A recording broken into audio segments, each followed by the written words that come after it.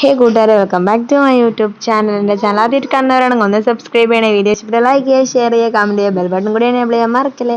അപ്പോൾ ഞാനും കാശി അപ്പുവേട്ടൻ്റെ ഏച്ചിയുടെ പിള്ളേരൊക്കെ കൂടി പറമ്പിലേക്ക് ഒന്ന് ഇറങ്ങിയതായിരുന്നു.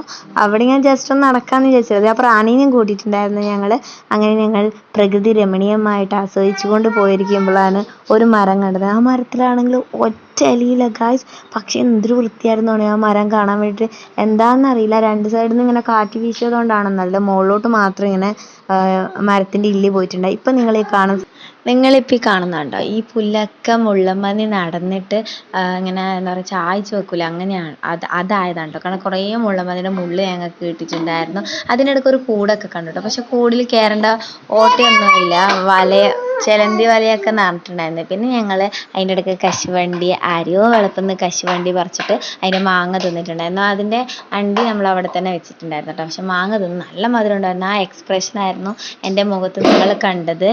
എന്നിട്ട് ഞങ്ങൾ മുള്ളമ്പന്നിയുടെ മടി എവിടെയെങ്കിലും ഉണ്ടോ നോക്കാൻ വേണ്ടി പോയി. കാരണം ഭാഗ്യം വെച്ചാൽ മുള്ളമ്പന്നിയെ നമ്മൾ കണ്ടാലോ എന്ന് വിചാരിച്ചിട്ട്. അങ്ങനെ മുള്ളമ്പന്നിയുടെ മുള്ള് കുറേ കിട്ടിയിട്ടുണ്ടായിരുന്നു. കുഞ്ഞു തൊട്ട് വലിയ മുള്ളൊക്കെ ഉണ്ടായിരുന്നു. പിന്നെ ഫൈനലി ഞങ്ങൾ താഴോട്ട് ഞങ്ങളുടെ വീട്ടിലോട്ട് തന്നെ പോകാൻ വേണ്ടിയിട്ട് കുറച്ച് സമയം ഇരുന്നിട്ടൊക്കെ ആയിരുന്നു പോയിട്ടുണ്ടായിരുന്നത്. അപ്പോൾ വീഡിയോ ഇഷ്ടപ്പെട്ടാൽ സബ്സ്ക്രൈബ്